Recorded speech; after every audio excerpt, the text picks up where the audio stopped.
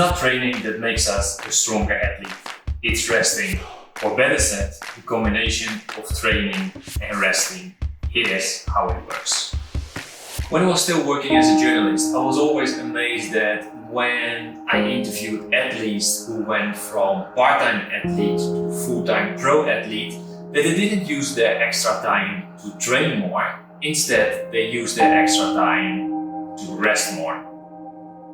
Now I've studied physiology, anatomy, and all kinds of sport science. I actually understand why they did that. When I look on social media, I always have to laugh about these tough guys, about no pain, no glory, train every day, rest is for the weak. But actually, rest is for the wise. See, rest is what our body needs to grow, to become stronger, to become fitter, to get more endurance. If we just train, we only become weaker. When we work out, no matter if it's running, strength training, or another form of exercise, we are damaging our body. You can give this damage all kinds of names: training load, stressor, input, but it all comes down on the same: damage.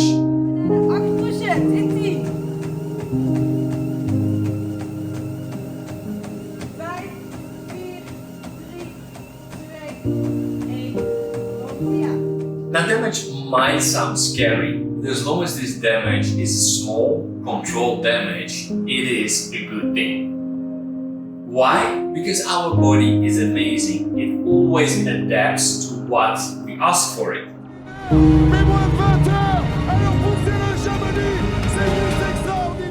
In case of training, that means it will repair the damage we have done, and it's gonna make sure that the damage is not gonna happen again by making our body fitter and stronger. And that's the whole idea behind training. We stress our body so it becomes stronger. But it only works, and this is the crucial thing, if we give our body enough time to rest, to actually repair the damage and to actually grow stronger. See, if we stress our body too much, we will become weaker, we get overtrained, we get burned out. So let's put some numbers on it. Let's say you're fit. Let's say you're now 100%. You're gonna do a training, and that training will damage your body for 10%. Means after the training, you're only 90%.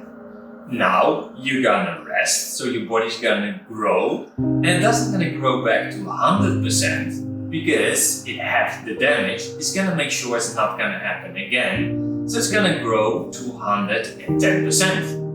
You do another training, you damage your body again for, let's say, 10%. Now you're 100% after this training.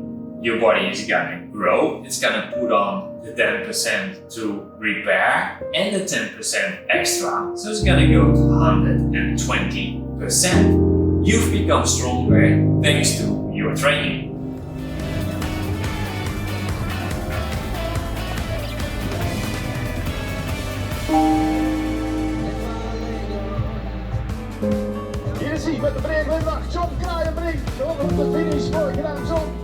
But what happens if you do too many trainings without not enough resting in between? We go back to the same example. You're 100%, you're training, you do 10% of damage, and you end up at 90%. You take a minimum of rest, so let's say you're 92%, and now you're training again. Again, 10% damage. Now you're 82. The body's gonna repair, and then again, you're not taking enough rest, so you get to 84%.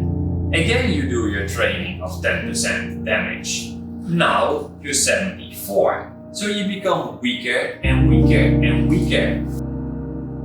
And that's why we need to rest to become stronger.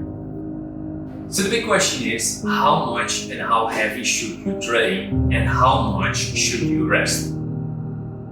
The honest answer, it depends on you. Let's introduce two principles to make this a little bit more clear. The first one is load or training load, and the second one is load-bearing capacity.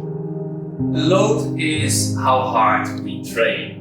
You could see it as how many kilometers do you run, or how hard do you run, or how many kilos do you lift. Load-bearing capacity is how much load can you actually handle. If you go for your first run, you never run before, and you go directly to a 5 kilometer, that's a long run. It's way too long for a newbie.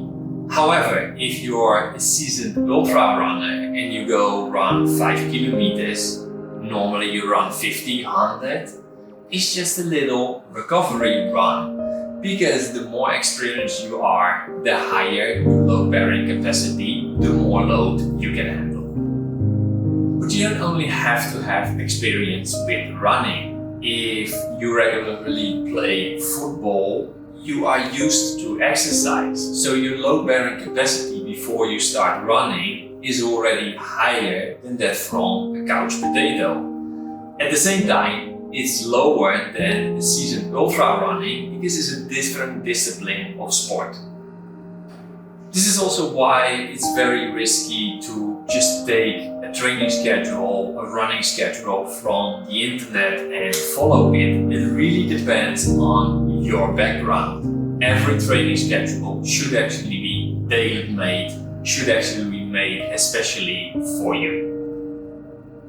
See, the thing is, if you put too much load, more load on yourself than your load-bearing capacity, you will get injured. Again, going back to the run, if you have never run before and you're directly gonna run 5 kilometers, there's a big risk you're gonna get injured. You have to build step by step. You slowly have to build up the load, or in other words, you slowly have to build up the damage, give your body the time to repair, and then go for the next step. The same is for rest. We saw that if you don't rest enough, you get overtrained, but if you rest too much, it will lead to stagnation or even loss of endurance or loss of strength. The body works in a very simple way. If you don't use it, you lose it.